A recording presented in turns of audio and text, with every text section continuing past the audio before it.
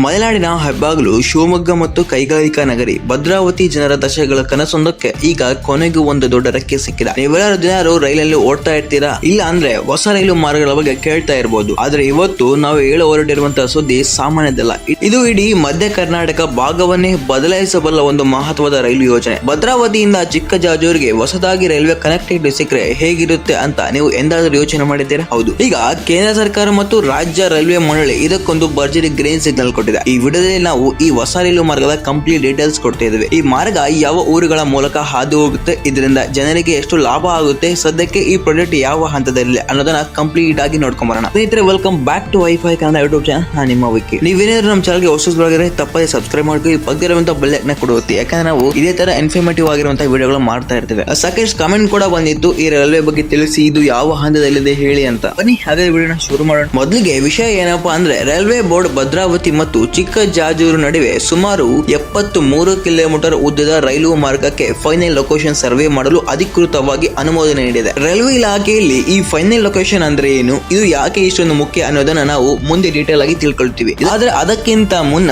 ನಾವಿಲ್ಲಿ ಗಮನಿಸಬೇಕಾದ ಒಂದು ಮಹತ್ವದ ಅಂಶವಿದೆ. ಈ ಹೊಸ ರೈಲು ಮಾರ್ಗವನ್ನು ನಾವು ಚನ್ನಗಿರಿ ತಾಲೂಕಿನ ಮೂಲಕ ಹಾದು ಹೋಗುವ ಎಲ್ಲಾ ಸಾಧ್ಯತೆಗಳು ದಟ್ಟವಾಗಿದೆ. ಚನ್ನಗಿರಿ ಸುತ್ತಮುತ್ತಲಿನ ಜನರಿಗೆ ಇದೊಂದು ನಿಜಕ್ಕೂ ದೊಡ್ಡ ಹಬ್ಬದ ಸುದ್ದಿ ಅಂತಾನೆ ಹೇಳ್ಬೋದು. ಯೋಚನೆ ಮಾಡಿ, ಸದ್ಯಕ್ಕೆ ನಮ್ಮ ಭದ್ರಾವತಿ ಮತ್ತು ಶಿವಮೊಗ್ಗ ಜನ ಬೆಂಗಳೂರಿಗೆ ಹೋಗ್ಬೇಕು ಅಂದ್ರೆ ಇರೋದು ಒಂದೇ ಹಳೆ ಲೈನ್. ಅದು ತುಮಕೂರು, ಅರಸೀಕೆರೆ, ಕಡೂರು, ತರೀಕೆರೆ ಮೂಲಕ ಶಿವಮೊಗ್ಗವನ್ನು ತಲುಪಬೇಕು. ಆದ್ರೆ ಈ ಹೊಸ ರೈಲು ಬಂದ್ರೆ ಇಡೀ ಜರ್ನಿ ಪ್ರೊಫೈಲ್ ಹೇಗಿರುತ್ತೆ ಗೊತ್ತಾ? ಅದನ್ನ ಹೇಳಿದ್ರೆ ಖಂಡಿತ ನೀವು ಅಚ್ಚರಿ ಪಡ್ತೀರಾ. ವೀಕ್ಷಕರೇ, ಒಂದ್ ಕಾಲ ಇತ್ತು ಭದ್ರಾವತಿ ಅಂದ್ರೆ ಇಡೀ ಏಷ್ಯಾದಲ್ಲಿಯೇ ಫೇಮಸ್ ಆಗಿದ್ದ ಕೈಗಾರಿಕಾ ನಗರಿ. ಸರ್ ಎಂ ವಿಶ್ವೇಶ್ವರಯ್ಯನವರು ಕಟ್ಟಿದ VISL ಕಾರ್ಖಾನೆಗಳು, PMC ಪೇಪರ್ ಮಿಲ್ಗಳು ಸಾವಿರಾರು ಕುಟುಂಬಕ್ಕೆ ಅನ್ನ ಕೊಟ್ಟಿದ್ವು. ಆಗಿನ ಕಾಲದಲ್ಲಿ ಭದ್ರಾವತಿ ರೈಲು ಸಂಪರ್ಕ ಇತ್ತು. ಆದ್ರೆ ಕಾಲ ಬದಲಾದಂತೆ ಕೈಗಾರಿಕೆಗಳು ಸ್ವಲ್ಪ ನಷ್ಟಕ್ಕೆ ಸಿಲುಕಿದಾಗ ಈ ಭಾಗ ಕನೆಕ್ಟಿವಿಟಿ ಕೂಡ ಸ್ವಲ್ಪ ಹಿನ್ನಡೆ ಅನುಭವಿಸಿತು. ಶಿವಮೊಗ್ಗ ಜಿಲ್ಲೆಗೆ ರೈಲ್ವೆ ಸಂಪರ್ಕ ಸಿಕ್ಕು ದಶಕಗಳೇ ಕಳೆದಿದೆ. ಶಿವಮೊಗ್ಗದಿಂದ ತಾಳಗುಪ್ಪದವರೆಗೆ ರೈಲ್ವೆ ಲೈನ್ ಇದೆ. ಈ ಕಡೆ ಬೆಂಗಳೂರು ಕಡೆಯಿಂದ ಬರುವಂತಹ ಲೈನ್ ಕಡೂರು ಮೂಲಕ ಶಿವಮೊಗ್ಗಕ್ಕೆ ಕನೆಕ್ಟಿವಿಟಿ ಆಗುತ್ತೆ. ಆದ್ರೆ ಶಿವಮೊಗ್ಗ ಮತ್ತು ಭದ್ರಾವತಿ ಭಾಗದಿಂದ ಚಿತ್ರದುರ್ಗ,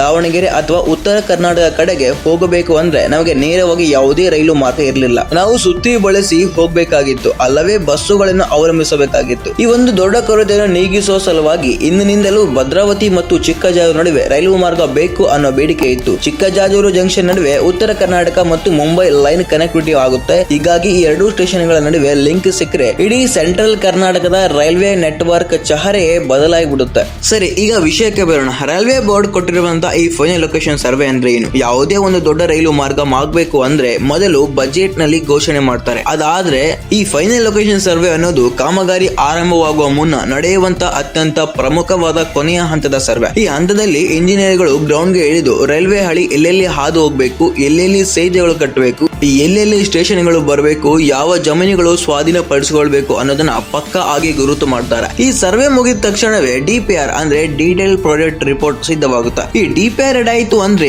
ಯೋಜನೆಗೆ ಎಷ್ಟು ಖರ್ಚಾಗುತ್ತೆ ಅನ್ನೋದನ್ನ ಅಂತಿಮ ಮೊತ್ತ ಸಿಕ್ಕಂತಾಗುತ್ತೆ. ಸದ್ಯದ ಅಪ್ಡೇಟ್ ಪ್ರಕಾರ ಈ ಯೋಜನೆಯ ಭೂ ಸ್ವಾಧೀನ ಮತ್ತು DPR ಸಿದ್ಧಪಡಿಸುವ ಕೆಲಸಗಳು ಈಗ ಬರದಿಂದ ಸಾಗ್ತಾ ಇದೆ. ಇದು ಬರೀ ಪೇಪರ್ ಮೇಲಿರೋ ಯೋಜನೆಯಲ್ಲ, ಗ್ರೌಂಡ್ ಲೆವೆಲ್ ಅಲ್ಲಿ ಕೆಲಸ ಶುರುವಾಗಿದೆ ಅನ್ನೋದಕ್ಕೆ ಇದೇ ಸಾಕ್ಷಿ. ಈ ಯೋಜನೆಯಿಂದ ಯಾರಿಗೆಲ್ಲ ಲಾಭ ಆಗುತ್ತೆ ನೀವು ಕೇಳ್ಬೋದು. ಮೊದಲನೇದಾಗಿ ಭದ್ರಾವತಿ ಕೈಗಾರಿಕಾ ಪ್ರದೇಶಕ್ಕೆ ಇದರಿಂದ ಒಂದು ಹೊಸ ಜೀವ ಸಿಕ್ಕಂತಾಗುತ್ತೆ. ಯಾವುದೇ ಒಂದು ಕೈಗಾರಿಕೆ ಬೆಳೆಬೇಕು ಅಂದ್ರೆ ಅಲ್ಲಿಗೆ ಕಚ್ಚಾ ವಸ್ತುಗಳು ಸುಲಭವಾಗಿ ಬರಬೇಕು ಮತ್ತು ಅಲ್ಲಿ ತಯಾರಾದ ಸಾಮಗ್ರಿಗಳು ಬೇಗನೆ ಮಾರುಕಟ್ಟೆ ತಲುಪಬೇಕು. ಅದಕ್ಕೆ ರೈಲು ಸಾರಿಗೆಗಿಂತ ಅತ್ಯುತ್ತಮವಾದ ಮತ್ತು ಅಗ್ಗವಾಗದಷ್ಟು ಬೆಲೆ ಹೊಂದಿಲ್ಲ. ಸ್ನೇಹಿತರೆ, ಭದ್ರಾವತಿ ಸುತ್ತಮುತ್ತ ಇರೋ ಇಂಡಸ್ಟ್ರಿಗಳಿಗೆ ಸರಕು ಸಾಗಾಣಿಕೆ ಮಾಡಲು ಈ ಹೊಸ ರೈಲು ಮಾರ್ಗ ದೊಡ್ಡ ವರದಾನವಾಗಲಿದೆ. ಇದರಿಂದ ಹೊಸ ಕೈಗಾರಿಕೆ ಕೂಡ ಭದ್ರಾವತಿ ಸುತ್ತಮುತ್ತ ತಲೆ ಎತ್ತಲು ಸಹಾಯವಾಗುತ್ತೆ. ಕೇವಲ ಸರಕು ಸಾಗಾಣಿಕೆ ಅಷ್ಟೇ ಅಲ್ಲ, ಪ್ರಯಾಣಿಕರ ಸಂಪರ್ಕ ಕೂಡ ಇನ್ಮುಂದೆ ತುಂಬಾ ಈಸಿ ಆಗುತ್ತೆ. ಶಿವಮೊಗ್ಗ ಮತ್ತು ಭದ್ರಾವತಿಯಿಂದ ಚಿತ್ರದುರ್ಗ, ಹೊಸಕೋಟೆ, ಬಳ್ಳಾರಿ ಮತ್ತು ಹುಬ್ಬಳ್ಳಿ ಕಡೆಗೆ ಹೋಗುವ ಜನರಿಗೆ ಈ ರೈಲು ಮಾರ್ಗ ಒಂದು ಶಾರ್ಟ್ ಕಟ್ ತರ ಕೆಲಸ ಮಾಡುತ್ತೆ. ರೈಲು ಪ್ರಯಾಣದ ಸಮಯ ಕೂಡ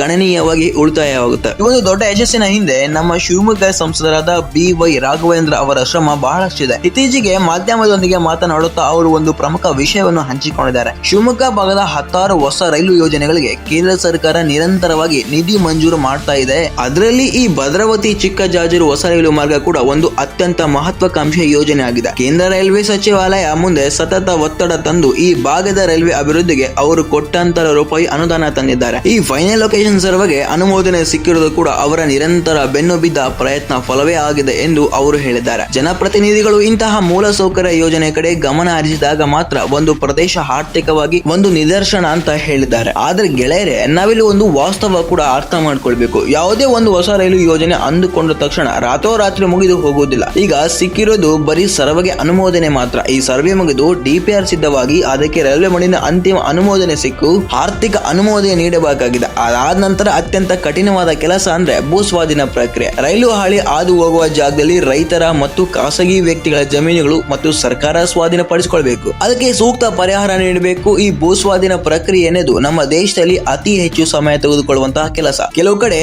ಕೋರ್ಟ್ ಕೇಸ್ಗಳು ಆಗುತ್ತವೆ, ಕೆಲವು ಕಡೆ ಪ್ರತಿಭಟನೆ ನಡೆಯುತ್ತವೆ. ಇವೆಲ್ಲವೂ ದಾಟಿ ರೈಲ್ವೆ ಇಲಾಖೆ ಹಳಿ ಇಂಟರ್ಲಿಂಕಿಂಗ್ ಕೆಲಸ ಶುರು ಮಾಡಲು ಕನಿಷ್ಠ 2 ರಿಂದ 3 ವರ್ಷಗಳಾದ್ರೂ ಬೇಕಾಗಬಹುದು. ಹಾಗಾಗಿ ನಾವು ನಾಳೆಯೇ ಟ್ರೈನ್ ಬರುತ್ತೆ ಅಂತ ನಿರೀಕ್ಷೆ ಮಾಡಲು ಸಾಧ್ಯವಿಲ್ಲ. ಆದ್ರೆ ಒಂದು ಒಳ್ಳೆಯ ಕೆಲಸಕ್ಕೆ ಮೊದಲ ಹೆಜ್ಜೆ ಇಟ್ಟಾಗಿದೆ ಅನ್ನೋದನ್ನ ನಾವಿಲ್ಲಿ ಸಮಾಧಾನ ಪಡಿಸಿಕೊಳ್ಳಬೇಕಂತ ವಿಷಯನೇ. ಕೊನೆಯದಾಗಿ ಹೇಳ್ಬೇಕು ಅಂದ್ರೆ, ಅಭಿವೃದ್ಧಿ ಅನ್ನೋದು ಒಂದು ದಿನದಲ್ಲಿ ಆಗುವ ಪವಾಡ ಅಲ್ಲ. ಅದಕ್ಕೆ ನಿರಂತರ ಪ್ರಯತ್ನ ಮತ್ತು ತಾಳ್ಮೆ ಬೇಕು. ಭದ್ರಾವತಿ ಚಿಕ್ಕಜಾಜೂರು ಹೊಸ ರೈಲು ಮಾರ್ಗದ ಈ ಅಪ್ಡೇಟ್ ಖಂಡಿತವಾಗಿಯೂ ನಮ್ಮ ಮಲೆನಾಡು ಮತ್ತು ಮಧ್ಯ ಕರ್ನಾಟಕ ಜನರಲ್ಲಿ ಒಂದು ಹೊಸ ಭರವಸೆಯನ್ನು ಮೂಡಿಸಿದೆ. ಸರ್ಕಾರ ಮತ್ತು ರೈಲ್ವೆ ಇಲಾಖೆ ಯಾವುದೇ ವಿಳಂಬ ಮಾಡದೆ ಈ ಸರ್ವೆ ಕೆಲಸವನ್ನು ಬೇಗ ಮುಗಿಸಿ DPR ಸಿದ್ಧಪಡಿಸಿ ಮುಂದಿನ ಕಾಮಗಾರಿಗೆ ಚಾಲನೆ ನೀಡಲಿ ಅನ್ನೋದು ನಮ್ಮೆಲ್ಲರ ಆಶಯ. ಸದ್ಯ ಯೋಜನೆ ಸರ್ವೆ ಹಂತದಲ್ಲಿದೆ. ಬೇಗನೆ DPR ಹಾಗೂ ಮುಂದಿನ ಕಾಮಗಾರಿ ಅಪ್ಡೇಟ್ ನಿರೀಕ್ಷೆ ಮಾಡೋಣ. ನಿಮಗೆ ಈ ಮಾಹಿತಿ ಇಷ್ಟವಾಗಿದ್ರೆ ದಯವಿಟ್ಟು ಈ ವಿಡಿಯೋಗೆ ಲೈಕ್ ಮಾಡಿ. ನಿಮ್ಮ ಊರಿಗೆ ರೈಲು ಸಂಪರ್ಕ ಬರ್ತಿರೋ ಬಗ್ಗೆ ನಿಮಗೇನು ಅನ್ಸುತ್ತೆ ಅನ್ನೋದನ್ನ ಕೆಳಗಡೆ ಕಮೆಂಟ್ ಮಾಡಿ ತಿಳಿಸಿ. ಇಂಥದ್ದೇ ಇಂಟ್ರೆಸ್ಟಿಂಗ್ ಮತ್ತು ಇನ್ಫಾರ್ಮೇಟಿವ್ ವಿಡಿಯೋಗಾಗಿ ನಮ್ಮ ಐಫೈ ಕನ್ನಡ ಚಾನಲ್ ಈಗಲೇ ಸಬ್ಸ್ಕ್ರೈಬ್ ಆಗಿ. ನಿಮ್ಮ ಸ್ನೇಹಿತರಿಗೂ ವಿಡಿಯೋನ ಶೇರ್ ಮಾಡಿ. ಮತ್ತೊಂದು ಮುಖ್ಯವಾದ ಮಾಹಿತಿಯೊಂದಿಗೆ ಸಿಗೋಣ ಮುಂದಿನ ವಿಡಿಯೋದಲ್ಲಿ. ಧನ್ಯವಾದಗಳು.